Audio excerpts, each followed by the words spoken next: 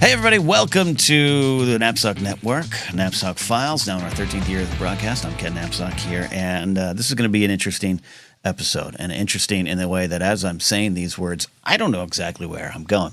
I was going to launch a new series here on the podcast. If you give it a fancy title, maybe some graphics, but that seemed ostentatious. That seemed, if I'm going to use that many syllables, I'm going to believe that it just wasn't right for this channel.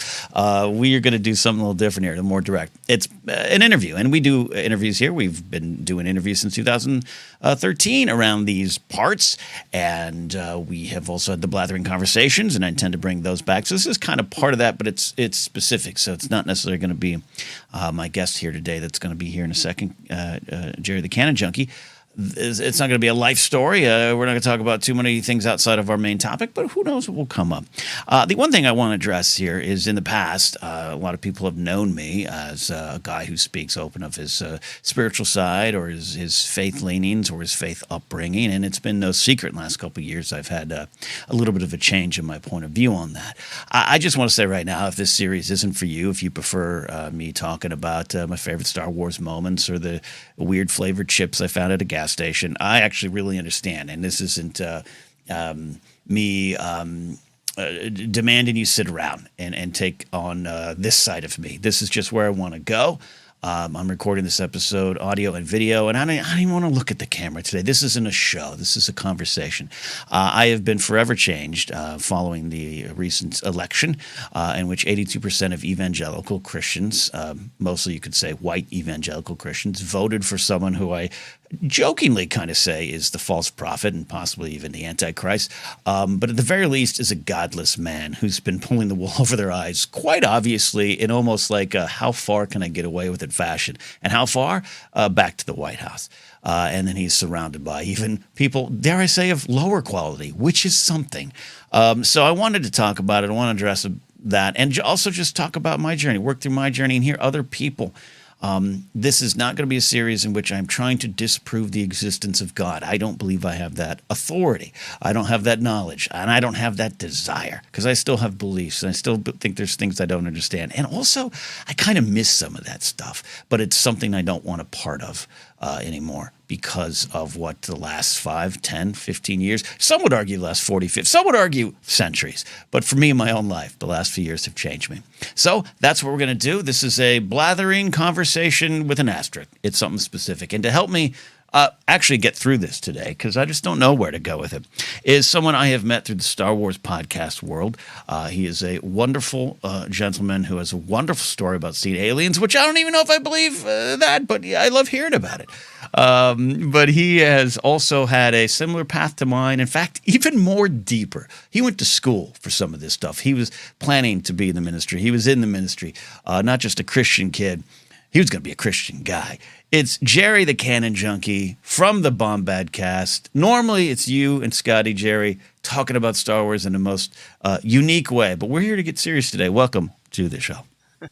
Thank you. Yeah, no, the very unique way you speak of is us watching gentlemen cook eggs on video and then making ass and fart jokes. Hey. And that's, you know what? That's how some of us come to Star Wars. Much like some God works in mysterious ways. The way Scotty and I talk about Star Wars, it's wonderful, and I love. It's there. It's there. I love what you all do. I really, honestly do. And I'm laughing because you're talking about the kind of jokes, the ass jokes, dick jokes, pee jokes, whatever you want to say. I love a good ass not dick welcome to pee church, joke. By the way. Yeah, but so I was on the radio. My radio career started in the 90s in my hometown. I was like 20. And we had kind of changed churches, and I'd been off. And then I got word through my mother that some of the previous elders and pastors of our church had heard I was on the radio, and were like, "Oh, they wanted to support Kenny. Oh, well, that Kenny kid." And then they told my mom we could not believe the unchristian like things he was saying, and he's not representing Christ on rock radio well. Right. Even though I'd play Jars of Clay, I would play Jars of Clay, DC Talk. Yeah. You were all in. You were just and then, see, that's the whole the whisper network of these churches is strong, because I was to say I've been out for several years now. Okay. Just since kind of like the end of the last election, but since about COVID, right before COVID, I dropped out and just have never really looked back. And COVID-19.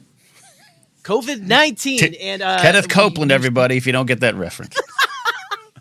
And the pastors talking to your mom reminds me of my mom told me one time. So I had like a proud ally sticker. You know when you add something to your Facebook profile picture and you can't figure out how to get it off because you have to apparently know coding to get that thing. Let's peel that thing off with like a crowbar. Yeah. So I just had a proud ally thing, and I was like, like whatever. I don't have to, pussyfoot around all these old people, that are afraid of, people who love the same sex existing. But my mom said that she had some old ladies go and say, basically give her condolences for her gay son. dude, and I'm like, I'm not even gay. Come on, you're proving me right. Yes. I had, and I've joked about the story before on some of my shows. In the mid '90s, my parents moved, and I was, a couple years from moving to LA, but I, so I was still living at home, but I was, in college and all that stuff. So we were moving, and I was helping them paint that new house. And when they had an older guy from the church, and nice, totally was nice to me, not a problem. But this is when I had my long ponytail and my beard. And he he comes in, and I'll never forget. I'm on the little step ladder, and he's like, "Hey, Kenny," and I'm like, Ken. Kenny, I'm going down to Burger King. You want yourself a Whopper burger? I think this is a groundling sketch character waiting to happen. I was like, yeah, I'd like a Whopper. All right, how many Whopper burgers you want? So, anyways, he goes, and then my mom comes in. And he goes, yeah, and to my mom's credit, she defended me. He was like, he goes up and does the exact same thing, Gerry. He goes, I'm so sorry. Mom goes, what? Our son went through that phase too in the '60s, growing his hair long. I'm really sorry. Don't worry. If you keep praying, it'll go. And my mom, to her credit, I want to say to her credit, a barber will break into your room in the middle of the night and trim your hair, cut your ponytail off. Like Samson, my hair will be cut, but for good. Yeah, exactly. Yeah. That's the source of his mystical strength, sir. Excuse me. That's how he why knows. He can paint so good. That's why he knows what Gin Blossom songs to play. And I will defend it because there's going to be maybe times in this interview and everything where I'm at odds with my parents, but my mom defended me. Yeah, no, I like it. I actually braid it from time to time. It's okay. I think God's okay with the hair. Anyway, the only question I prepared today, Gerry, we're already rolling here. This is what I wanted: is God real? Woo! All right. Hey, no, not let's say. Just a small, tiny little question that people have been asking since the dawn of time. The dawn of time. Yeah, right. No, whether you think that was 5,000 years ago, or you think that was, right. However many millions of years ago, however old the scientists say the rocks are, and whether or not you believe that those scientists are trying to lie to you about the Jesus horses that you call dinosaurs, the dinosaurs you call Jesus horses. Excuse me. Yes, absolutely. No, I joke with that, but I do want a little bit of your. I said up top, I don't want to do the backstory. Meaning, I just we're not doing like I do in my old interviews of tracing everyone's careers and stuff. But I know you were quote in the ministry, and what does that mean? Where did you start, and how did we end up here? So I am basically a lifer. I was born into my parents were like, I would say second generation church people, because I think my mom's dad was like a godless river person until he met my grandmother, and then was all in for God and stuff. Told me to never get a tattoo. He got he peeled potatoes on a boat in World War II. Yes. And stuff, and got had this cool old not 1940s naval tattoo. Oh, and, yeah. An anchor every day. All the people used to make him feel bad for having. It was like an eagle with so it was but yes. Really cool. I was always but so I was born into it.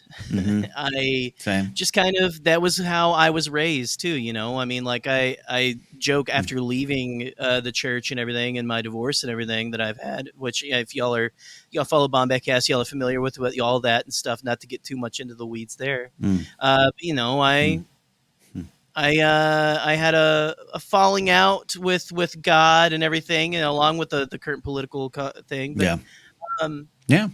I up until then I didn't think I would ever I had like my second adolescence now that I say that I'm Mm. in, because No. like my parents raised me. They raised me to be a good Christian first, Okay. Yeah. and Yeah. then everything else second.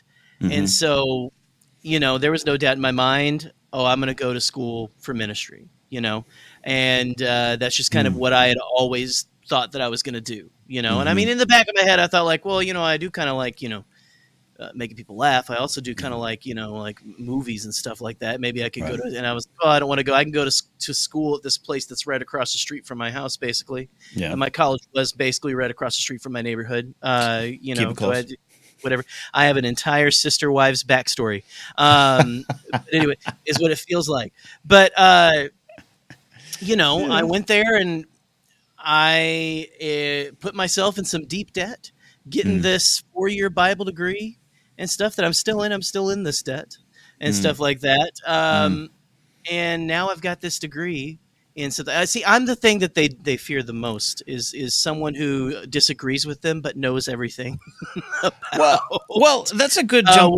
Yeah. what's in there. That's a good jumping in point, because in what's happened for me is I didn't study it every day. I didn't get along with a lot of church kids.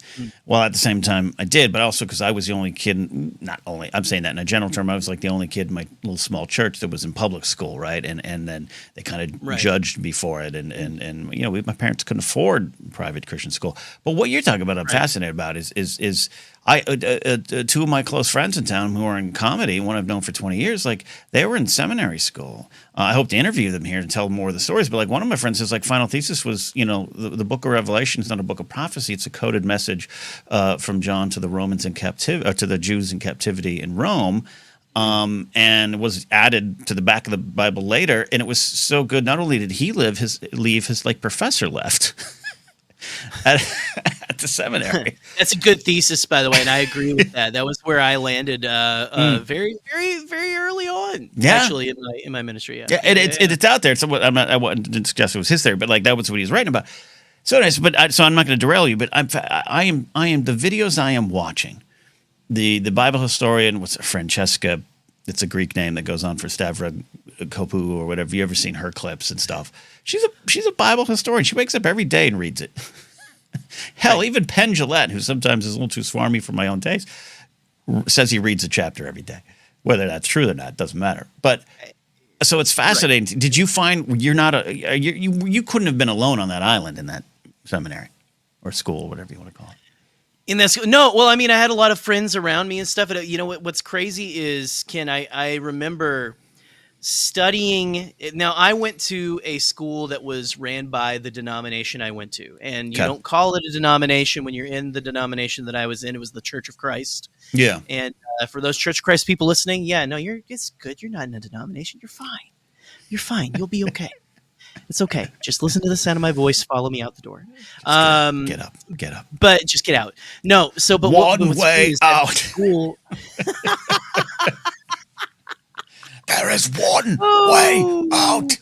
Only difference is I can swim. So there we go. We're good. We're good. No. So I remember we were studying all this kind of stuff. We were studying. They taught us about this thing called the Restoration Movement, which is where that denomination came from. That and the Christian Church, Church of Christ, Christian Church, a couple of others, Disciples of Christ, all came from this thing called the Restoration Movement, which was people kind of very similar to Martin Luther, nailing 95 Theses up on the, hey, we want to get back to just the Bible and stuff. I feel like we've added a lot of shit to this that is really unnecessary and honestly kind of cheapens the message. So let's get back to basics. So from a very, I mean, I guess you could say it's a noble cause, except for I'm pretty sure, I think maybe half those guys were slave owners. I'm not sure. But it was the style of the times. It was as was the custom. But we learning about all that, it made me. I remember sitting on the steps of the administration building of this school at like 10 p.m. at night. Mm-hmm. Me and a buddy of mine, who was also going through that program. I'm still good friends with this person. That very, it's one of those. I have a lot of Christian friends that I have kept, and a lot of that are Mm. not associated with Yeah. certain people who want to name the Gulf of Mexico, rename it the Gulf of Yep. America, Yeah. which is what made me laugh Uh-huh. till I cried in my car at work today. It's going to lower the egg prices, man. Just a little bit. Yeah, just wait till you hear what he wants to name the Grand Canyon. Sheesh. I mean, come on. But no, okay. So we sat at the top of these administration stairs having a deep conversation about, I don't think that we're right anymore. Wow. And we had a conversation of, do we stay and try to help foster change from within, or do we leave? And we both decided to stay and foster change from within. And then he's still picking away, and I guess I lost. What? That's a big moment. And look, I'm going to pre-apologize all the time. Like, I'm not here to just completely throw rocks at the church here. Like, there's people inside. The pastor Zach Lambert's big on social media out there in Austin, fighting for the queer community and women in church and women in preaching, and so it's like, running away or escaping, or however you want to look at it, is not always the answer. It's individual. So what is that? What is when you're sitting on the steps and going, what if we're on the wrong team? Like, what was there a big giant moment, or is it just like suddenly little things? I'm fascinated by that. So it was just a conversation. It's and I'm still very close with all the guys that I was in my program. Most of the guys, I was in my program with. Yeah. The ones who were the non-judgmental, they still are, and they are trying to foster, or like you're saying, change in those ways and stuff like that. Which is, again, why they have not lost my respect, even still. But we were those kind of guys. We were like, we wanted to legitimately do what we thought needed to, well, not what we thought, what we wanted to do at the time, because you don't do what you want to do if you're going to be a minister. You're doing what you believe the kingdom of God needs you to do. And we felt that there's a lot of things that people are making a big fuss about, that like in that denomination, you're not supposed to sing with instrumental music. You're not supposed to have instrumental music in the building with a lot of them. It varies, honestly. It varies from you can't even have a microwave in the church, because you're not supposed to have a kitchen, because of what Paul says in one verse. He says, "Don't you have your houses to eat in?" It goes from that in Church of Christ all the way to, I've got a friend who is a pastor, who is one of my best friends still. For a long time, not the one that I was sitting on the steps with at this time, but still one that I worked with for 10 years in ministry. And he and his family work at a church in Phoenix that is a very progressive church that is going for that kind of stuff. And you have these conversations, and you just I just think there's worse things to life. I think that there's worse things that I think God's more concerned about things other than if, someone's got a microwave, or someone is, I don't know, if a woman gets up to lead a prayer or something and stuff like that, kind of a thing. And people always joke about a lot of the things in the Old Testament. I see it online a lot, like, what are you not supposed to mix silk and cloth and all these kind of things. And I, and then I don't worry about that stuff. But like, I was in a church in the mid-90s. I was like the head writer of the drama team for a while and everything. And like when the new pastor came in, who I did like, he had passed away, unfortunately, of cancer a few years ago. So I don't know what he would have become during the last few administrations. And we'll see. But he was great. He'd quote Seinfeld in his sermons, and he brought it. And he used to be in a rock band, like a non-Christian one, maybe Christian, but like, anyways, he got rid of the organ when he first took over the church. And it was like a riot. It was like all the blue hairs. Thou shalt not take out God's organ. It was almost made the papers. And that's just and that's where some of the stuff has started to fall apart for me now, where I wasn't too hung up on any of that stuff before. It seemed silly and everything, but like, when as the YouTube channel Holy Kool-Aid has the series that I watch a lot, Nothing Fails Like Bible History. Like King David is probably not real. Moses is probably not real. The Exodus there's no historical physical proof that actually happened. That Jews wandered in the wilderness for 40 years. Why am I to worry about a guitar on stage? We could talk and debate the other things, but like. Right. And not saying that, Star Wars is as fake as it comes. All my life lessons come from that. I'm not saying you can't pull a ton of great things from it. That's why I even kind of miss that in some ways, having those conversations. But anyways, I digress a little bit there, but that is fascinating to me. I was in a Nazarene church and then a Calvary Chapel church too. I was gonna say, it's honestly a lot of us. And listen, I don't know. The Catholics aren't off the hook because they've got quite a few issues of their own. That kind of is just a church thing. That some of these people have issues with that we won't get into right now. Yeah. But it's all these the Protestant churches and stuff. They definitely have their quirks. Yeah. That the Catholic Church doesn't have, the Catholic Church feels ancient in a way. Yes. And stuff. The Protestant churches, so the church that I worked at with my friend I was talking about, who is now in Phoenix, we actually moved the same day I moved up to Michigan. He moved down to Phoenix. Okay. And it was like I'm telling you, my life is just it's an FX dramedy waiting to happen. Hey, let's pitch it. But hey, hell yeah. But anyway, so he at a church we used to work at this church that was predominantly white, right? Mm-hmm. And then there was a black church that got shut down in town, and they asked them to come and join with them. So it was an interesting group. Okay.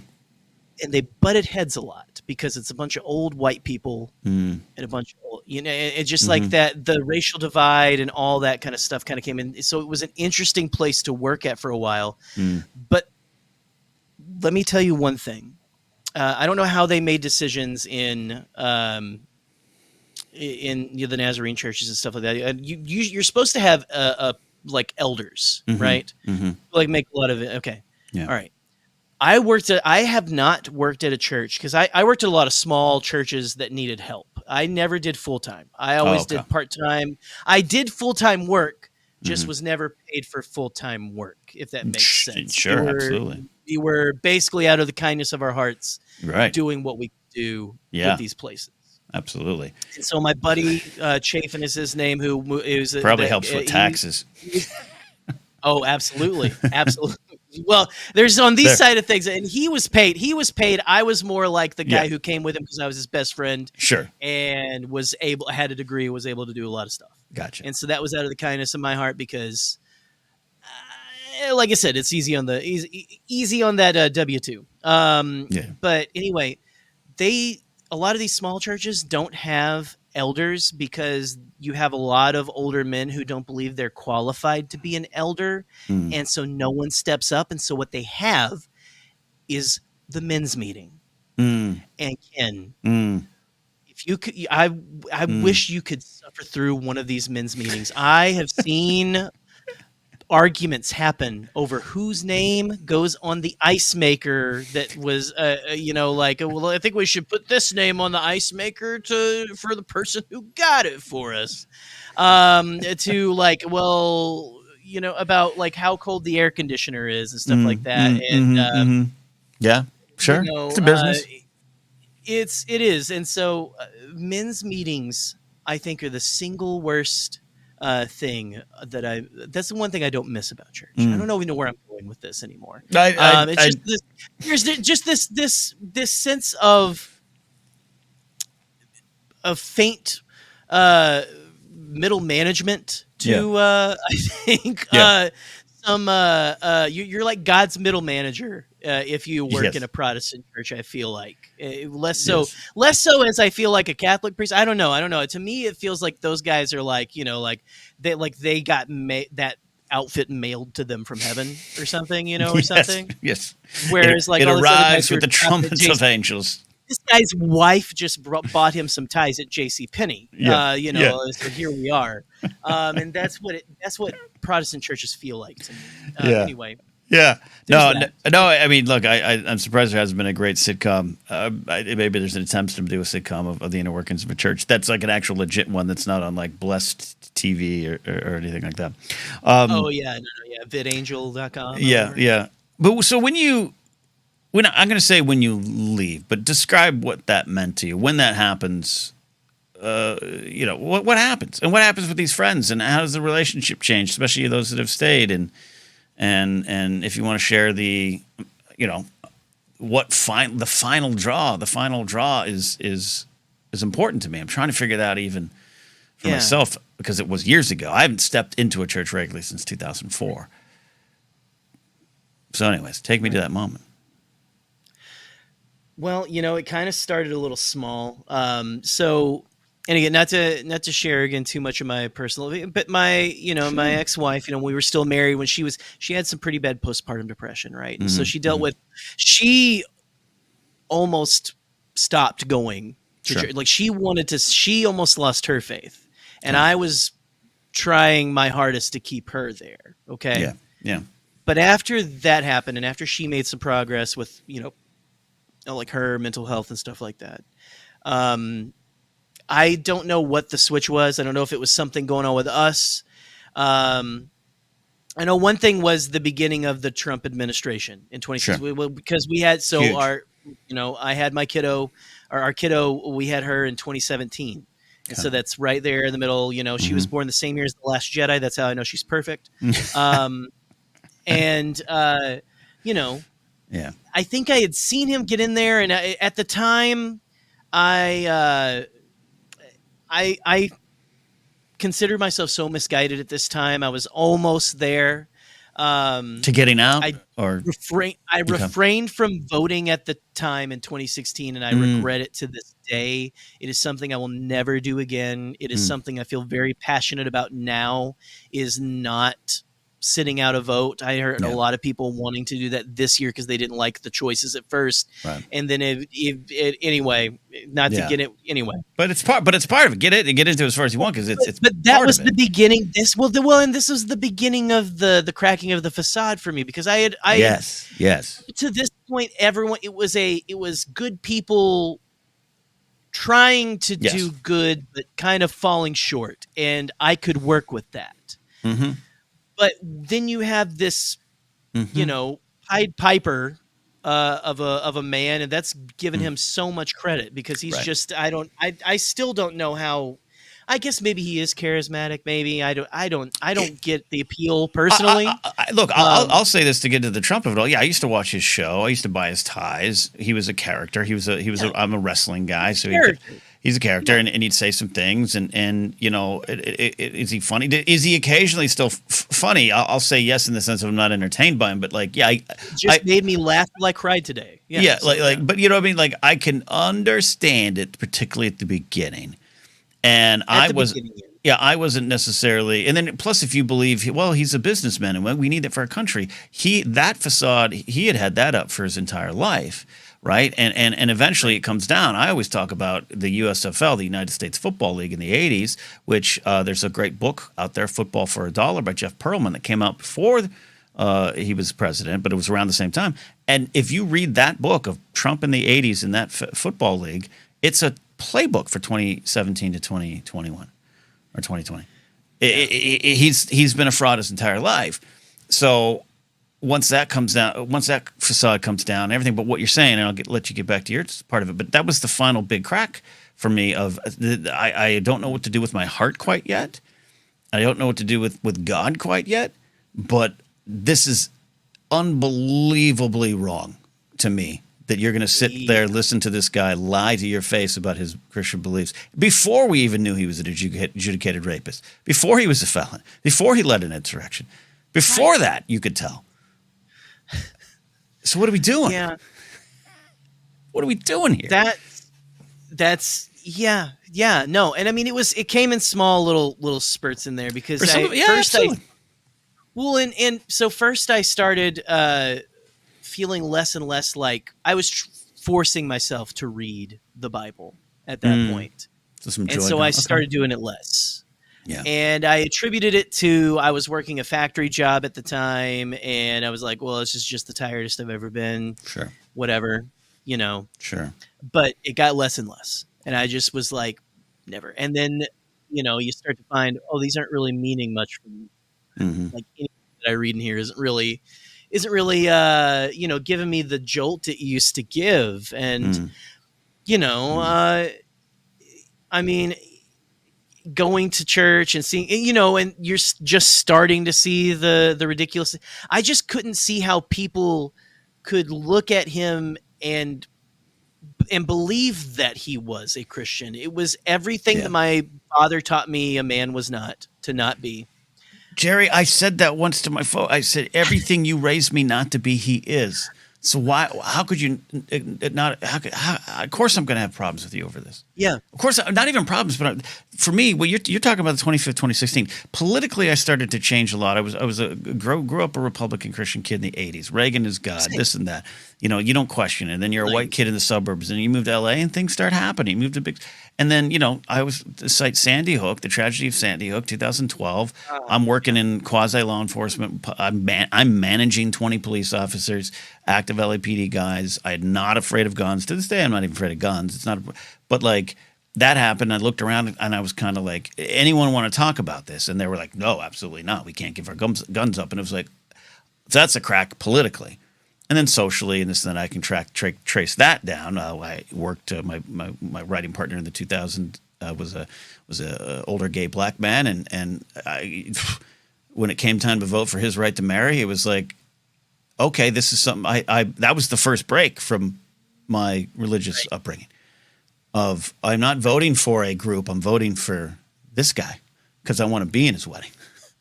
And that changed me. Right. But anyways, so it was a student, like you're talking about gradual. It wasn't this, the anti-Damascus, right? I mean, I got put back on the horse.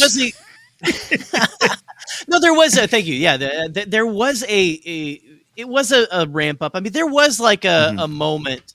There were big moments, right? Sure. And the cracks are starting to form in my relationship with my ex and stuff. And there's, and again, that's a whole other podcast to get into. It's a whole other podcast, but it is what it is. Sure. But it's life. We start, like getting distant on some things. I just am more and more into the news, and just like I can't believe that I was pulling my hair out. Like why are these people that I respect and look up to all about this guy? Why are they all about him? That was the thing, because I had so many people I loved and respected that I don't talk to anymore. And we talk about my father is not an online Trump voter. He is a Trump voter. Yeah. So I'm not going to let him off the hook for that. Yeah. But I think the God that not sure if he exists or not, that he is not on Facebook, because he would have become even more, I think, radicalized. He's more just, my parents still believe that they believe all the abortion propaganda. Yeah. And they're worried about that. My parents will give the shirt off their backs to anybody, would talk to anyone, be kind to everyone. They are not Same, people. Gerry. I am proof that I'm a product of their upbringing, and I am proof that, they raised me to be kind to everyone, right? To treat, and I may have gone they might be scared with how I'm going right now, but it is what it is. But, I still love that man. I can't have the relationship I used to have with him. Right. And that hurts. We had a big, so there's a few I'm getting a little ahead of everything here. We'll put a pin in that for a moment. Okay. Yeah. Go ahead. Well, no, you're saying, I'm nodding my head because I'm saying, I'd say that about my folks the same way. And a lot of other people that I know in the church who to give the shirt off the back. And it was Joseph Scrimshaw on Force Center who once said off and on air about some of those times people like that can give all the empathy to the people that they know. They cannot give it to a group for whatever reason. Right. So it's like, and that started to hurt. And so 2016 was when I wasn't interested in politics. Politics are that dirty thing in the corner. I like McCain, and I'll make some McCain jokes. Will Ferrell's George Bush is funny. Dana Carvey's H.W. Bush is funny. Like, right, I had that distant relationship to politics. And then 2016, when I had the things we were talking about of whoa, this is kind of weird. That's when I started to do the dive into history. That's when I started to do the dive into, the Southern strategy. Oh, they went and cultivated the Christian right over the abortion issue. In fact, some would say the term Christian is relatively new. I saw something the other day. The story it's kind of a post Roe v. Wade Carter era term to umbrella everybody to unite them in a fight against the left over abortion. Right, and that's a general history, and this and that, that's that. But so that started to change in 2016 for me, where I started to whoa. I can't put politics in a corner. So therefore, the nice person in front of me, who is a loving, kind person, who thinks immigrants should go because it's America. What is happening? Like, right. And that's hurt. And so you said put a pin in that, but that was the big snowball that came down the hill for me. Right. No, and that happened for me too, because that's, again, part of what I think started to break for, especially in my home life and stuff like that, as well as just my church life and stuff like that. Sure. It was the research. It was the listening to Christian podcasts. Right. Talking against this man about, the Democrats and Republicans basically switched in like the 50s or whatever. 50s, the party switch, yeah. Yeah. And Southern Democrats were like, wait, you want to integrate? We're out. Is there a party we can fit into better? The modern Republicans? Great. Great, yeah. And I remember having my father, and I'll just go ahead and say it, my father and I are forbidden from talking politics. Right. My mother, the one thing my mother loves more than God is her children. If you cause her to not be able to have her children in her life, I think she would go ahead and just absolutely, she would smite you from on high and stuff. And so we have been forbidden from talking about that, which I'm fine with personally, because whatever, it'll come up again sometime. Trump got shot while my parents were up visiting in July, this last July. And that was here was our conversation. It was like, Dad said, "You see what happened?" I said, "Yep, that's awful." And then that was the conversation. I would have. I didn't have to say why I thought it was awful. Whatever. Yeah. Hey, we can come to agreement on that word. Yeah, and then I would have texted 2.5 days later, and he rose again like the Antichrist you prophesied. Exactly. But I told my father that about the Republicans, and he was like, "That's not true," because he was all about how they were the Democrats of the party of slavery and stuff like that. And PragerU and all these people, they try to own history. That's why historians are the most powerful resource we can have right now. Channels like Mr. Beat and all those things on YouTube. Videos in my last days in church. I'm sorry. Go ahead. No. Mr. Beat, Matt Beat on YouTube, a great history YouTube channel, cynical historian. They go after the Prager videos all the time, and they're not even coming up from a Christian versus non-Christian, but they're just, this is not the correct history. Right. First of all, Abraham Lincoln was gay. 2, he was a unionist for a while. Republican was a different thing, and that's just the history of it, and it switches 2-3 generations later. Right. Well, and so all that has kind of comes later. That's post-divorce type stuff. But it's 2016. Yeah. But listen, we'll fast forward even to 2019. Okay, I go to Celebration in Chicago. I meet a lot of good people. That is we didn't meet there. Did I charge you for an autograph? You handed me a sticker. And I have a picture. I will share it. I have a picture with you, I believe, Scrimshaw and Mark Ellis. I'm pretty sure those were sure I ran into you guys first thing on the floor. We were floor drinking. Here, have a sticker, man. Yeah, we were floor drinking. Yeah. We were drinking beer on the floor. Yes, I remember that time. Hell yeah. Yeah. I was gonna do that later that night. It was fine. Yeah. Anyway, I kid. That was the day I met. Well, and that was the day I met the love of my life, Scotty J-Ro. There we go. And stuff. So those old ladies are correct in a Yes. way. Yes. It's spiritually, my soul belongs to that man. But I met a lot of different people there. I met people from different walks of life. I had met people like that in my life. I had known people who were of the LGBTQ community down south when I lived down there. Not very many. The conversations I was like one of the only Christian people to be able to have conversations with them. Same, yeah. Where they weren't upset at me after. You know what I mean? I 100% know what you mean. Yeah. And I don't know how.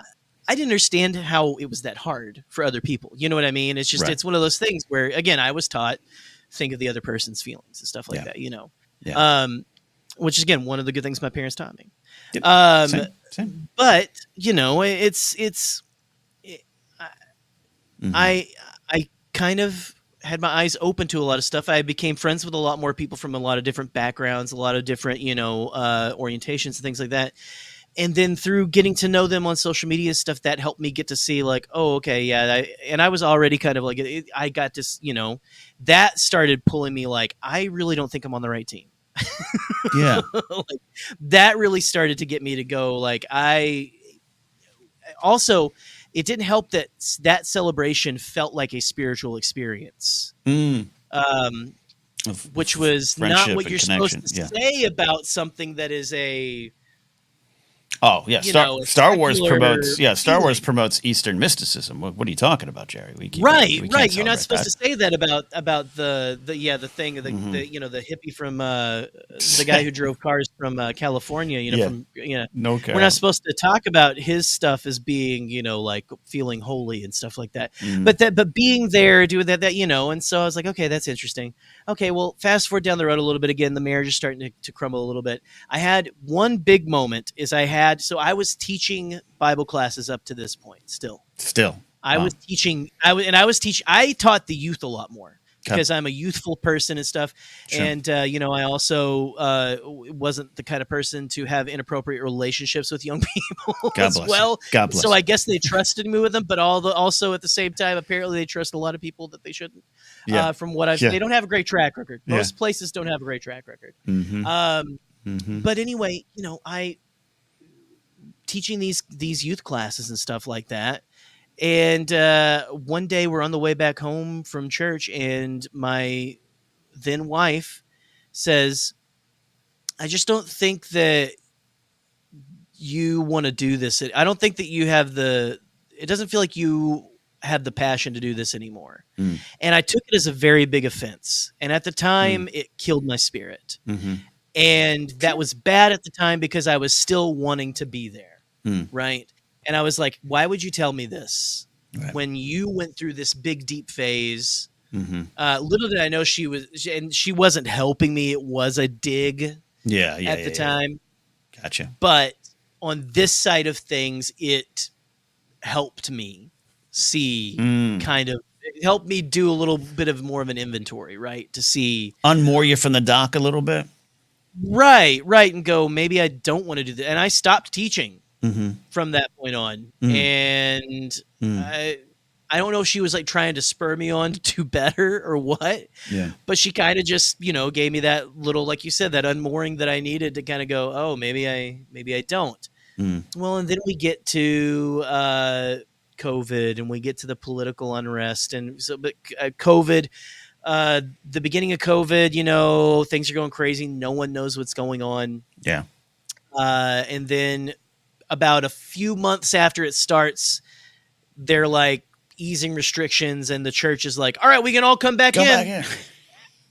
And I was like, are they masking? And she's like, well, no, but we all miss each other. I'm like, great. Well, and then they're like, we have a masked side and an unmasked side, like smoking and non-smoking. like you're walking into Caro's restaurant. That's how it worked. 1988. Yeah, it's like I'm at a Shoney's in 1992. Like, what is going on here? And it's like I mean, that really pushed me. That really, because I was like gonna go back, and I just never went back from then on. Wow. I went a couple of times. There is one picture of me with my kiddo sitting, and it was after we had separated and stuff like that. I went and sat with my kids and stuff. You got a picture, but I had my mask on and things like that. But it's just this the woke versus Right. whatever The culture war. debate Once the culture war somehow erupted, yes. snuck back into, and I thought it was something that had always been happening, that I was like, whatever, it's just, the most of these people are sane enough to not get lost in that. But then it just like, it was like no holds barred. It's like either you didn't care and you were like, okay, I'm just going to deal with these people like I was for so many years. I was in the church for like 30 years, Ken, I mean, like, come on, like, yeah. Yeah. And or it was the people who just didn't give a shit, or they thought they were like, well, God is my king, and so I can do whatever the fuck he wants me to do. Yeah, the mask thing was like, it was a thing of empathy, right? That's what I did on my podcast feed, and when I wrote Saturday Night Napzok episodes, it was about empathy, the thing you preach about, and then I don't know, because you mentioned it, that here we got COVID-19 is the thing that really breaks it, because it really, for me, again, I had not been in church, but it wasn't about that. It was connections with people in my past, or just, again, this is a bigger picture for me in the sense of I'd come again. I thought I was going to be a police officer. My family, my best friends are police officers, and it's just seeing it all connected. And all these issues kind of come to a head with this election in 2016, then COVID-19, and the woke versus anti-woke and non-woke, and the culture wars. And I just started to see the church as a body. And again, I separate it from God. This isn't an indictment of God. Sometimes I'm like, I'm not saying, it's too preposterous to say, but it's like, I want to untangle God from the church, so maybe we all can have God back.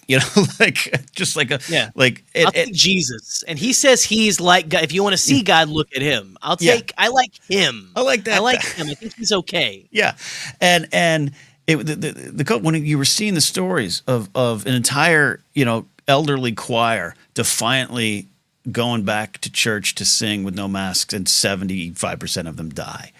And all over each other. And you see that over and over again, and it's like, okay, this isn't faith, this is stupidity, this is stubbornness, this is of the flesh, this is everything you didn't teach me to be, and all of it, the political stuff, and how it's so tied into America, and then that's when the history comes back. And for me, when you just, all the things you took for granted, like, it's like when you stop. And for the first time, I don't care when it is, I don't care if it's this week, last week, 10 years ago, 20 years ago, for the first time you stop and think about the concept of manifest destiny.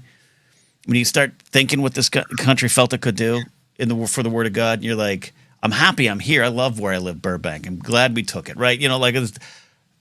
But when you stop and think about it, you're like, the fucking balls on this church. Yeah. The collective C church. And to have it come back here where this guy's like talking about grabbing people by the pussy, and rape charges are coming out, and all these things, and then the COVID, and you're just like, I'm not leaving the church because of God. I'm leaving the church because of you. And when they can't understand that, I have nothing more to say anymore. I don't know what to do with that. But it seems like COVID, all that stuff, it's a similar vibe where you're looking around going, what is this? Well, COVID and the way that Trump exacerbated things as well, and just spread the misinformation as the person that these people were looking up to, unfortunately. I think I am under the belief, and you call me crazy, I think he's done irreparable damage to religion, to the church, to Christianity. 100%. You were talking about like just the pure empathy. I mean, even from a standpoint of wearing, the pure empathy of wearing a mask, even to the point of, I'll even quote, I believe it's Paul who says, I became all things to all men that I might win some.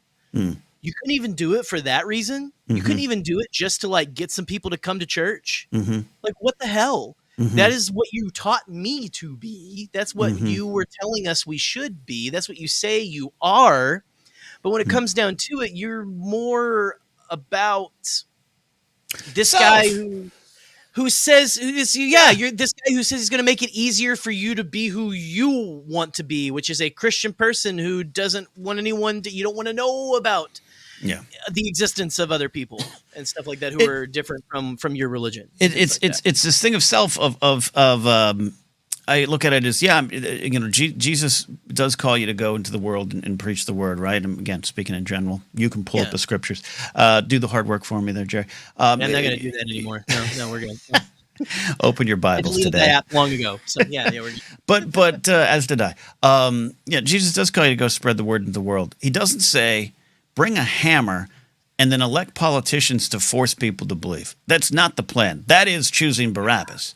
Yes.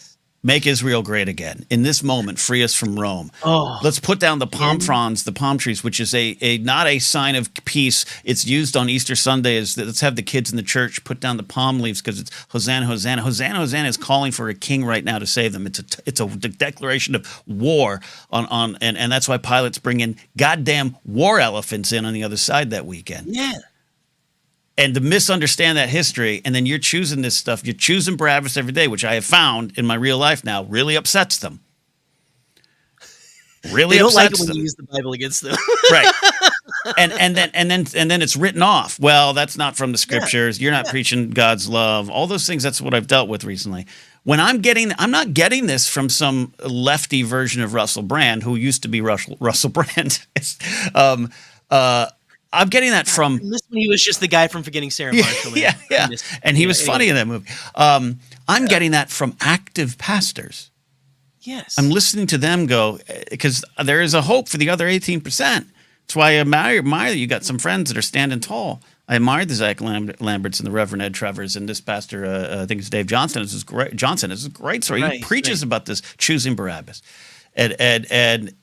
Yet I'm told, oh, well, that's not coming from Scripture. That's the Scripture. But you manipulated the history of it. You taught me the watered-down version. Jesus rides in as a donkey, and everyone says, Hosanna, Hosanna, and it's this wonderful, sweet. Yeah. And then how dare they chose the little simple bandit. Barabbas was an insurrectionist. And Jerry, so I can't comprehend. There's no way to communicate it anymore. There is no direct parallel between Trump and Barabas with him being an insurrectionist at all. No, at all.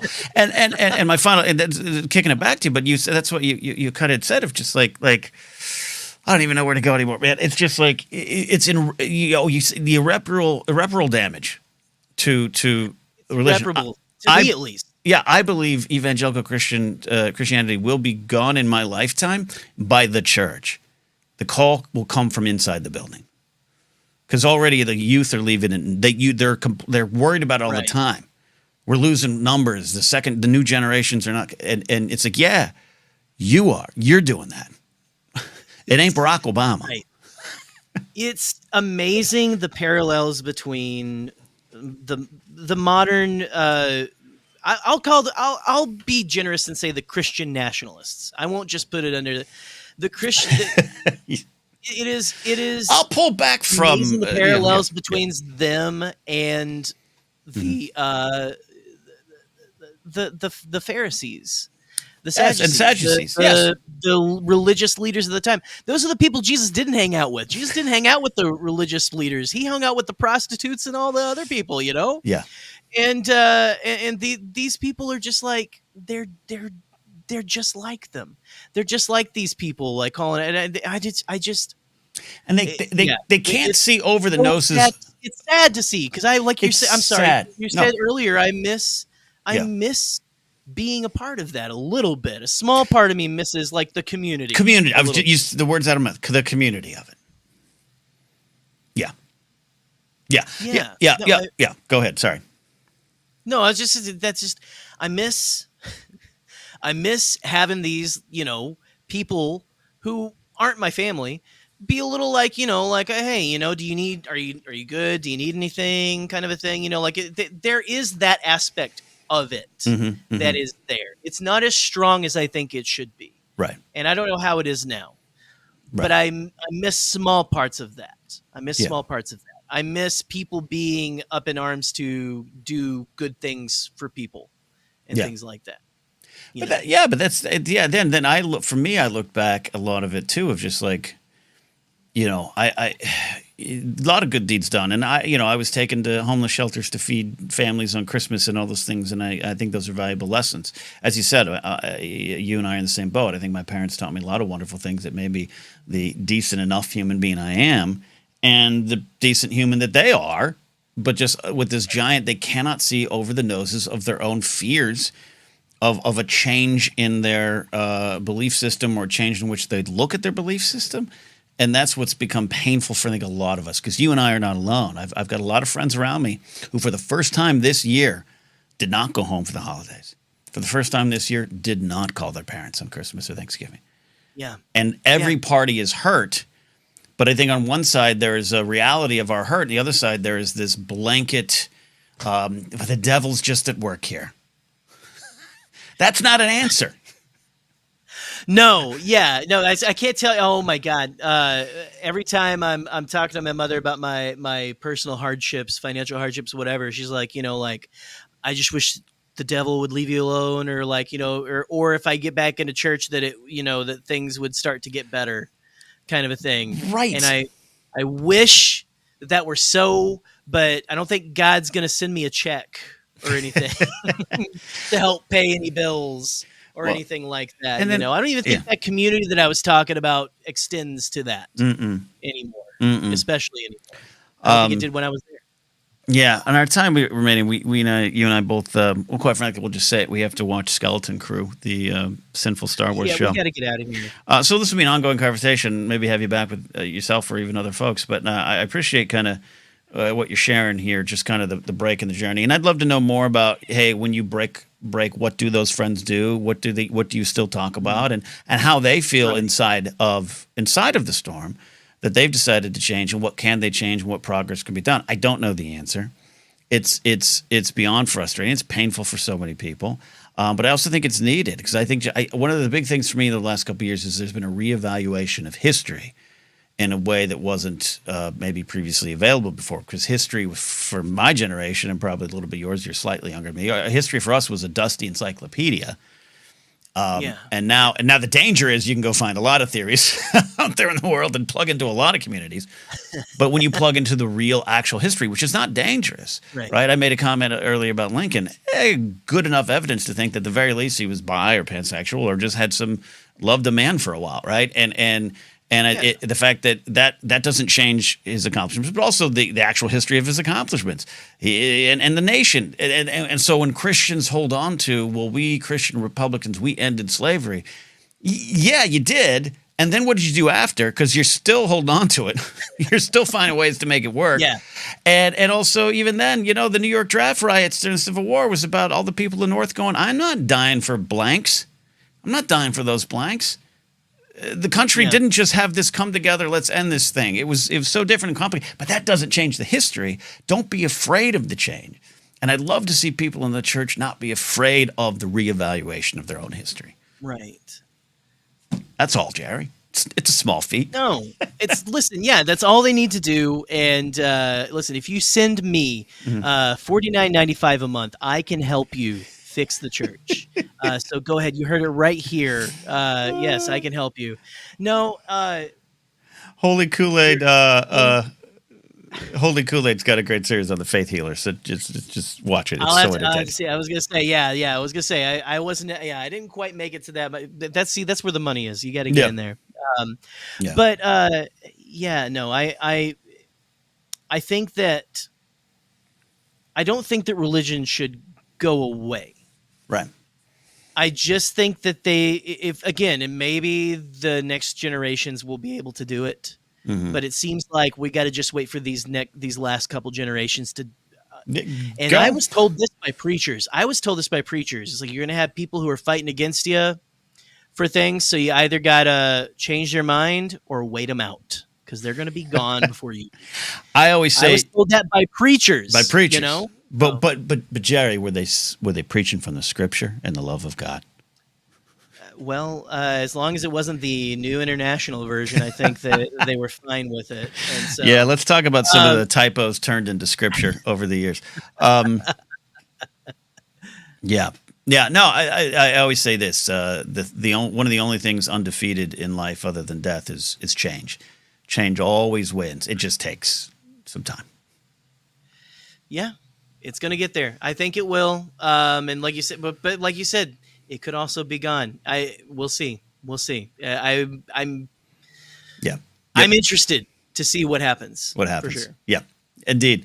This is just first of many conversations for out there for you out there listening. Thank you, and for those again, I said up top, like it's something newer for maybe my style of broadcasting. We'll still have the silly shows, the Blathering Live. We'll still do fart noises. I'll eat some weird food I get at a gas station. I love all that. I love that joy. But it's not just simply it's on my heart. I am not even angry anymore, Gerry. I'm just determined to shine lights on this of what I feel is wrong and why I feel there's so much pain in these divides that a lot of families are feeling. I'm not saying I've been perfect over the years. It's not about that. It's not about I'm right, you're wrong. It is about here's the reasons. What do we do about the reasons?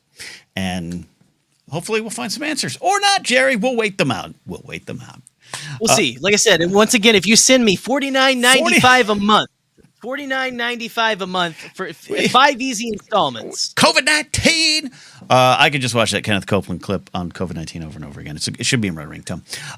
Gerry the Canon Junkie, everybody. If you want some great Star Wars punditry that's done from a unique point of view, you can go listen to Gerry and Scotty over there. The spiritual union that is Gerry and Scotty over on Bob Badcast. Any big shows? This will be released this week. So anything coming up new you want to highlight for you and Scotty? Well, I mean, we're still covering Skeleton Crew like everyone else, and so we're going to be talking to Sarah Palpatine this week. Other people, all that kind of stuff. And then we're probably going to get back into watching old Ronald McDonald cartoons made by Gendy Tartakovsky. Love it. After that, I'm not sure because there's going to be there's a lot of dry spells with Star Wars content, and we like to fill it up. We like to diversify. We like to diversify comic. So come hang out with us.